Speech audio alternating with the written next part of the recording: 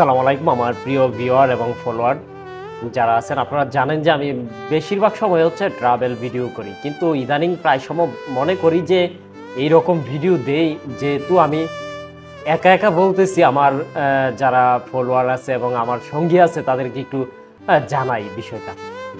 আমি একদিন হঠাৎ করে যখন নদীর ধারে হাঁটতেছিলাম, প্রায় অনেকগুলো গাছ, আমি গাছগুলো গণি নাই, অনেকগুলো গাছের মধ্যে আপনার খুঁটি লাগানো। তো চিন্তা করলাম এই গাছগুলোতে খুঁটি লাগানো কেন, মাঝখানে একটা গাছে খুঁটি নাই, ওই গাছটা প্রচণ্ড বাতাস। আমি তখন একটা মানে ছোট্ট ছাউনির নিচে আশ্রয় নিলাম। তো আশ্রয় নিয়ে আমি গাছগুলো খুব গভীরভাবে দেখতেছি। এক পর্যায়ে এমন জুড়ে বাতাস শুরু হইলো, তখন যে গাছটা হচ্ছে খুঁটি ছাড়া সে কিন্তু দুলতেছে, ভেঙে যাবে এরকম কোনো আমি দেখতেছি না যে ভাঙবে। যে গাছগুলো খুঁটি দেওয়া এগুলো নির্ঘাত মানে ঠায় দাঁড়িয়ে আছে, এগুলোর ডালপালাগুলো অবশ্য নড়তেছে, বাতাসে নড়তেছে না যে তা না। ঠিক একটা সময় ভাবতে ভাবতে আমি ভাবলাম যে যখনই মনে করেন যে গাছের খুঁটিগুলো পচন ধরবে বা গাছের খুঁটিগুলো নষ্ট হয়ে যাবে, তখন গাছগুলোর কি অবস্থা হবে। সেম যে পাশে আরো যে একটা গাছ আছে ওইটার খুঁটি নাই, দুলতেছে। আমার কথা হয়তো কিছুটা আন্দাজ করতে পারতেছেন কি বলবো। আচ্ছা, পুরোটা শুনেন, তাহলে হয়তো মানে সঠিকভাবে বুঝতে পারবেন। যে গাছটা আপনার ধরেন দুলতেছে, এই গাছটা এভাবে সব সময় দুলেই থাকবে। আর যে গাছটা মানে যে গাছগুলো খুঁটি দিয়ে আটকানো, এই গাছগুলোর খুঁটিগুলো না একটা দিন থাকবে না আর।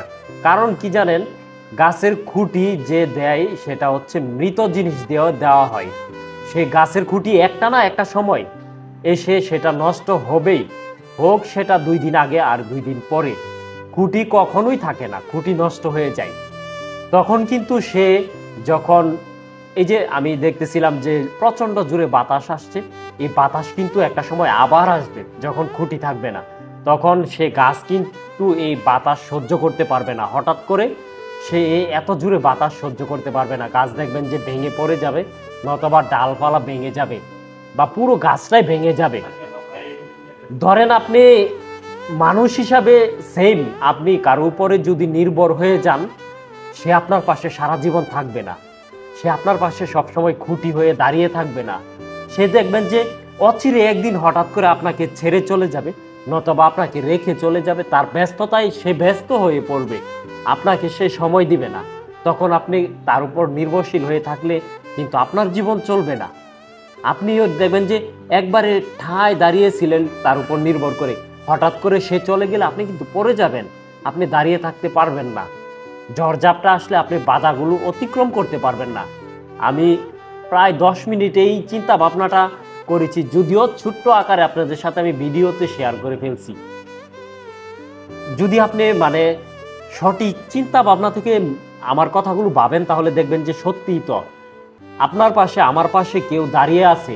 সে কিন্তু একটা সময় থাকবে না, সে যাই হোক, আপনার আত্মীয় হোক, আপনার খুব কাছের আপনজন হোক, সে কিন্তু তার কর্মব্যস্ততায়, তার কোনো ব্যস্ততার কারণে সে কিন্তু হঠাৎ করে একদিন অনেক দূরে সরে যাবে। হয়তো আপনার সাথে খারাপ আচরণ বা খারাপ ব্যবহার করবে না, তার ব্যস্ততায় সে ব্যস্ত হয়ে পড়বে, তখন আপনি নিজেকে সামলাতে পারবেন না। তাই মনে করি আমার মেধা থেকে বলি যে নিজের উপরে নির্ভরশীল হওয়া হচ্ছে সবচেয়ে বুদ্ধিমানের কাজ, সবচেয়ে মেধা সম্পূর্ণ কাজ। আপনি নিজের উপর নির্ভরশীল হলে আপনি দেখবেন যে একটা সময় আপনি যত বাধায় আসুক না কেন, আপনি দেখবেন যে অতিক্রম করতে পারবেন।